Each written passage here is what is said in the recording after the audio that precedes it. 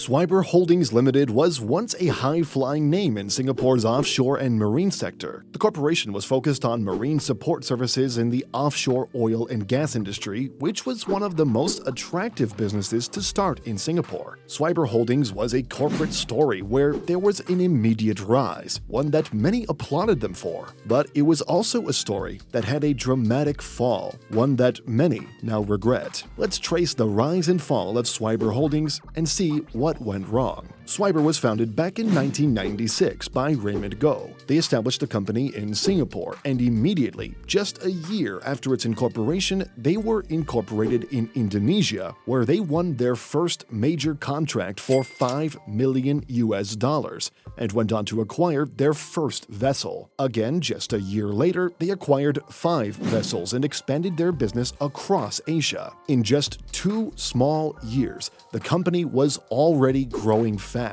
One can already assume how good their business acumen was. A few years later, by 2002, they would continue to win contracts after contracts, million-dollar contracts in fact. They would incorporate different businesses in Singapore, along with one in 2003 in Malaysia. But they were still a small-time business during these years. It was not until 2005 that the business would start to grow fast. In that year, they would make a big acquisition for 6 vessels worth $10 million and win several projects and contracts that are worth multi-millions of dollars. By 2006, they would again acquire 4 vessels, this time worth $28.1 million.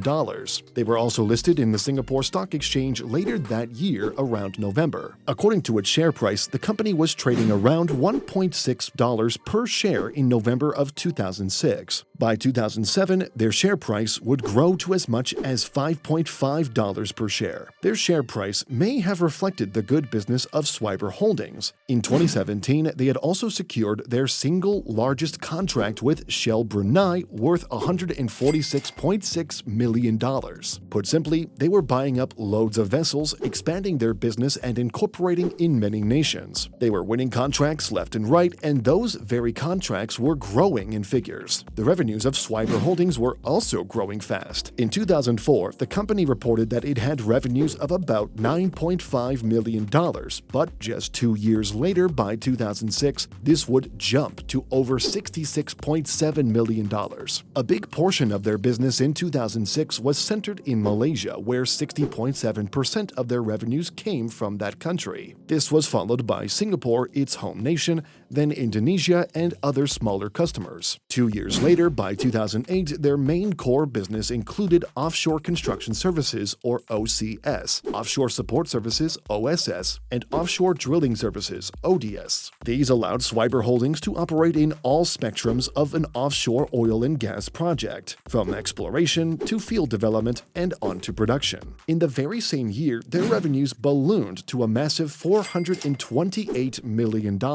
They were now involved in many key regions, including the Middle East, South Asia, and across Southeast Asia. Swiber was diversifying its revenue streams and mitigated risks associated with dependency on any single market. This global expansion strategy was pivotal in driving the company's revenue growth and market share during this period. Moreover, their balance sheet was looking good. They weren't a company that was too much into debt. In 2008, it had total assets of about $705 million, of which $392 million were its current assets. Current assets are basically cash or money they are expected to receive within 12 months. In contrast, the company's current liabilities or financial obligations amounted to just $287 million. In the same year, its CEO and founder Raymond Goh was gaining global recognition. He was being featured in several newspapers, and many were seeing him as one of Singapore's emerging faces in the oil and gas industry. Throughout the next few years, the company would only continue to grow. They would expand their geographical reach. The company's ability to secure high-value contracts was also a testament to its strong capabilities and technical expertise. Swiber had a track record of successfully delivering complex projects on time and within budget, which earned it a reputation as a reliable and capable partner in the offshore industry. This reputation was instrumental in attracting new business and driving the company's growth. Moreover, they were partnering up with several global businesses, which allowed them to tap into newer and better markets. In 2009, the company and CEO Raymond Go announced that Swiber was going to raise over $100 million by issuing convertible bonds. Go said that these bonds will allow Swiber to raise significant longer-term capital to support the growth of their business. Unfortunately, the oil and gas industry had to face one of the biggest challenges in the early 2010s, primarily due to the global oil price collapse in 2014. This collapse had a devastating impact on the offshore oil and gas industry, leading to a sharp decline in demand for offshore construction and support services, which were Swiber's core business areas. As oil prices plummeted from over $100 per barrel to below $50 per barrel, major oil companies slashed their capital expenditure, delayed projects, and canceled contracts. Swiber, heavily reliant on these companies for its revenue, faced an immediate and severe reduction in its income streams. The financial strain was exacerbated by Swiber's aggressive expansion strategy, which had involved substantial borrowing to finance new projects and acquisitions. This strategy, while successful during the boom years, left Swiber with a high debt load that became increasingly difficult to service as revenue declined. The company's debt levels were unsustainable in the new market conditions, creating a severe liquidity crisis. By 2016, Swiber's financial situation had deteriorated significantly. The company was grappling with a debt burden, which it struggled to service due to declining cash flows. The liquidity crisis reached a critical point in July of 2016 when Swiber announced it was filing for liquidation, a move that shocked the market and led to a precipitous drop in its share price. The announcement came after Swiber defaulted on several debt obligations and was unable to secure additional financing to stay afloat. Then, on the same day, Swiber disclosed outstanding letters of demand relating to trade claims totaling $4.76 million, asserting it had sufficient resources to address them and would, quote, vigorously defend any claims without proper basis. A few days later, stumbling upon another problem, they announced a legal action against AMTC Limited for non-payment of a $200 million subscription for preference shares in a Swiber subsidiary, initially due on June 29th. Yet slowly, it was already showing. The company was in trouble. Back in December 2014, Swiber had proudly announced the $710 million project as its first major venture into West Africa and highlighted total contract wins of $1.03 billion for the year. The project, one of the largest Swiber had secured since the oil price collapse, was set to run from early 2015 to mid-2017. However, the company only disclosed in July that the project was delayed, providing no details about the client or the reasons for the deferment. Moreover, Swiber's financial statements were looking bad. It had total current liabilities amounting to over $857 million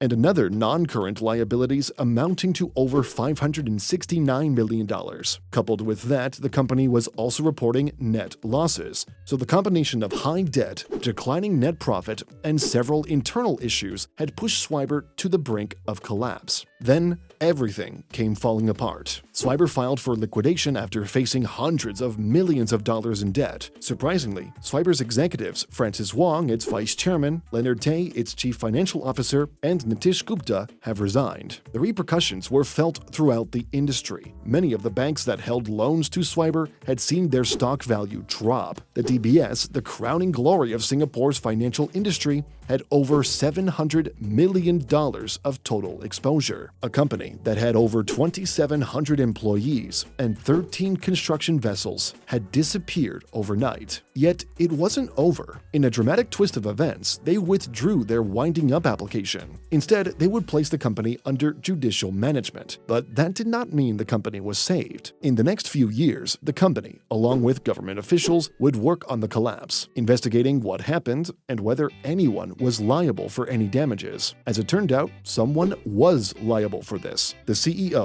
and 7 directors were charged in 2023 over the $710 million project it secured in West Africa, which was allegedly false. Some directors were charged with consenting to Swiber's false statement and conniving in the company's reckless non-disclosure. Others were charged with neglect. The reckless non-disclosure pertained to Swiber's failure to disclose that Brunei Shell Petroleum had served a notice of termination for a water flooding project in October of 2014, as required under main board listing rules. Swiber was officially delisted from the Singapore Stock Exchange on June 23, 2023, after being listed for about 17 years. Yet another story of Singapore's corporate industry. But anyway, do let us know what you think. Thanks for watching.